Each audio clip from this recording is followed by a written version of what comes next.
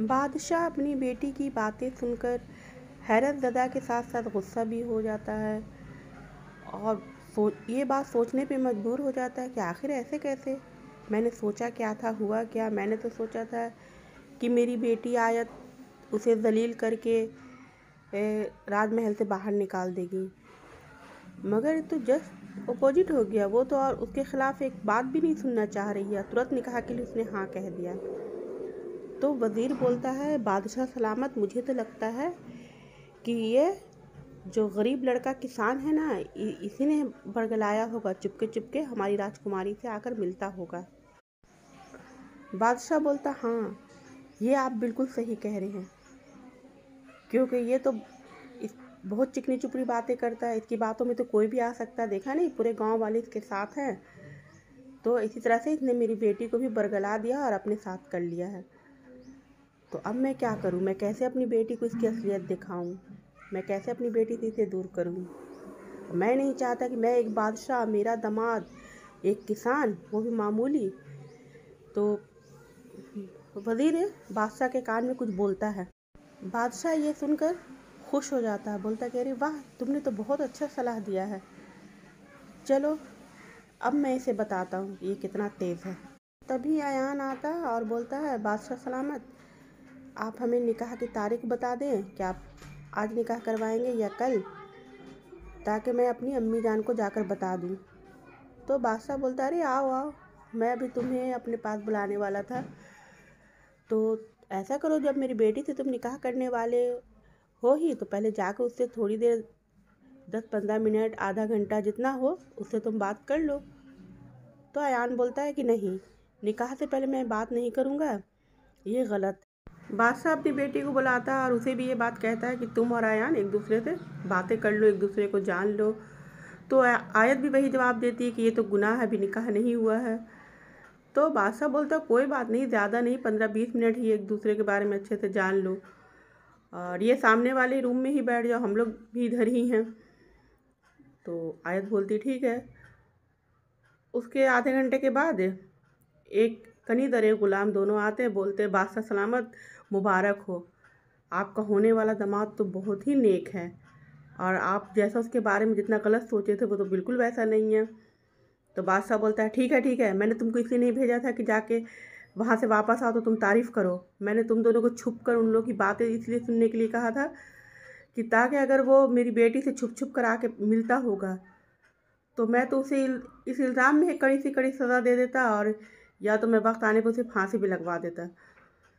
लेकिन तुम क्या बोल रहे हो? बताओ, एक एक बात बताओ कि उन दोनों के बीच में क्या बात हुई।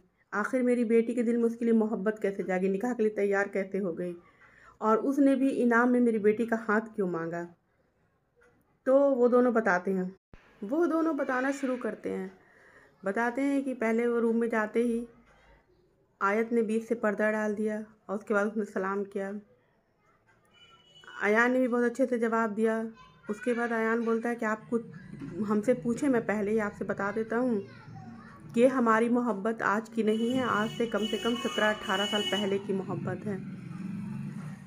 ये सुनकर आयत चौंक जाती है। तो फिर अयान बताता है कि जब आपने अपना कुरान मुकम्मल किया था 4 या 5 साल की उम्र में, तब जिनसे आपने कुरान मुकम्मल किया था वो आपके उस्ताद, उनकी बेटियां, उनकी बीवी, उनकी पूरी फैमिली, उनके साथ मैं भी आया था। मैंने पहली बार तुम्हें देखा, मुझे ऐसा लगा मेरी अम्मी जान जो मुझे शहज़ादियों वाली कहानी सुनाती हैं, तुम उसी की शहज़ादी हो। मैं तुम्हें देखता ही रहा, तभी तुम्हारी आवाज़ आई जब तुमने अपने उस्ताद को सलाम किया। तुमने बड़े प्यार से अपने उस्ताद को बैठने का इशारा किया, और बाकी सबको तो तुम्हारे कनीज़, ग़ुलाम खाना वाना या जो भी शरबत वगैरह दे रहे थे, मगर अपने उस्ताद को तुमने खुद अपने हाथों से दिया, और जो कुछ भी तुम उन्हें अपने हाथों से ही दे रही थी। कितनी बार तो तुम गिरते गिरते ही बची। तुम्हारे उस्ताद ने भी कहा कि अरे रहने दो, कनीज़ को देने दो। तुम्हारी अम्मी ने भी कहा। तुमने इतना अच्छा जवाब दिया कि मेरे कनीज़ को या मेरे ग़ुलाम को मेरे उस्ताद ने इल्म नहीं दिया है, मुझे दिया है। तो ये मेरा फ़र्ज़ है कि मैं अपने उस्ताद की खिदमत करूँ। ये सुनकर मेरा दिल खुश हो गया और उस दिन से मेरे दिलो दिमाग पर तुम इस कदर छाई कि मैं हर दिन अल्लाह पाक से दुआ करता था। उसके बाद से मैं जो भी नेक काम करता, जितनी इबादत करता या लोगों से मैं हमेशा ही कहता बस एक दुआ करे कि जो भी मेरी दिली ख्वाहिश है वो पूरी हो जाए। इसी तरह से महीनों सालों गुज़रते गए और मेरी दुआ में इजाफ़ा बढ़ता गया, मेरी तड़प बढ़ती गई। एक दिन मैं तुम्हारी तस्वीर बना रहा था, तभी तुम्हारी दोस्त जो मेरी मुँह बोली बहन भी है, माहिरा, वहाँ पहुँच गई। उससे तुम्हारी फ़ोटो देखकर बोले ये किसकी फ़ोटो बना रहे हैं भाईजान? मैंने कहा पता नहीं, ऐसे मैं बना रहा हूँ। तो मैंने कहा पता नहीं।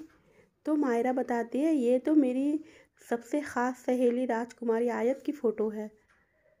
मैं ये सुनकर बहुत ज़्यादा खुश भी हुआ और परेशान भी हो गया कि अभी तो सिर्फ माहिरा ने देखा है, कल के कोई और देखेगा तो वो तो इस बात का यकीन भी नहीं करेगा कि मैंने तुम्हें आज से कितने साल पहले देखा था, बिना बगैर देखे मैंने तुम्हारी तस्वीर बना दी है।